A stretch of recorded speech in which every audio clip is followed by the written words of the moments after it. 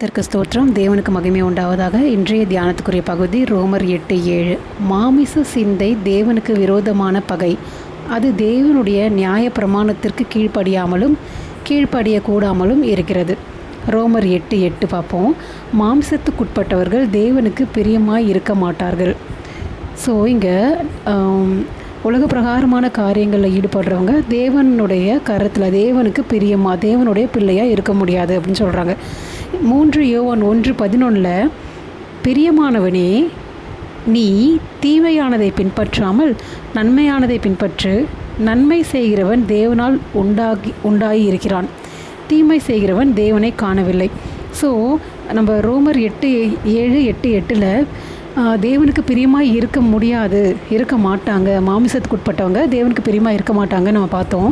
அப்போ பிரியமாக இருக்கணும்னா என்ன பண்ணணும்னா கேட்டிங்கன்னா, தீமையை செய்யாமல் நன்மையை செய்யணும். நன்மையை செய்கிறவங்க தேவனால் தேவன் கிரியேட் பண்ணவங்க நன்மையை தான் செய்வாங்க. ஸோ தீமையை செய்கிறவன் ஏசப்பாவை பற்றி தெரிஞ்சுக்காத மனுஷன் அப்படின்னு சொல்கிறாங்க. சரி, ஓகே, நம்ம இப்போ தேவனுடைய பிள்ளையாக இருக்கோம், அவருக்கு பிரியமான பிள்ளையாக இருக்கோம்.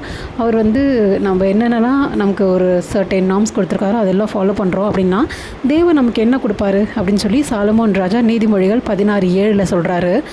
ஒருவனுடைய வழிகள் கர்த்தருக்கு பிரியமாக இருந்தால், ஃபஸ்ட்டு நம்ம என்ன பார்த்தோம்னா, மாமிசத்துக்குட்பட்டவர்கள் தேவனுக்கு பிரியமாக இருக்க முடியாதுன்னு சொன்னாங்க. அப்போ பிரியமானவன் எப்படி இருக்கணும் அப்படி பார்த்தீங்கன்னா, நன்மை செய்கிறவனாக இருக்கணும் அப்படின்னு சொல்லி 3 யோவான் 1:11 பார்த்தோம். இப்போ நீதிமொழிகள் 16:7 ஒருவனுடைய வழிகள் கர்த்தருக்கு பிரியமாக இருந்தால், நம்ம ஏசப்பாக்கு பிரியமான பிள்ளையாக இருக்கோம், நம்மளுடைய வழிகள் எல்லாம் கர்த்தருக்கு பிரியமாக இருக்குது அப்படின்னு சொன்னால் ஏசப்பா நமக்கு என்ன செய்வாங்களாம் அப்படின்னு பார்த்திங்கன்னா, அவனுடைய சத்துருக்களும் அவனுடைய சமாதானம் ஆகும்படி செய்வார்.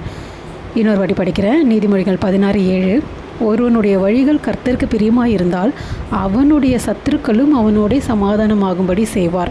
ஸோ நமக்கு ஆப்போசிட், நம்மளுடைய ஆப்பனண்ட் அவங்களுமே நம்மக்கிட்ட காம்ப்ரமைஸ் பண்ணிட்டு போவாங்க அப்படிங்கிறது தான் நம்ம பார்க்குறோம்.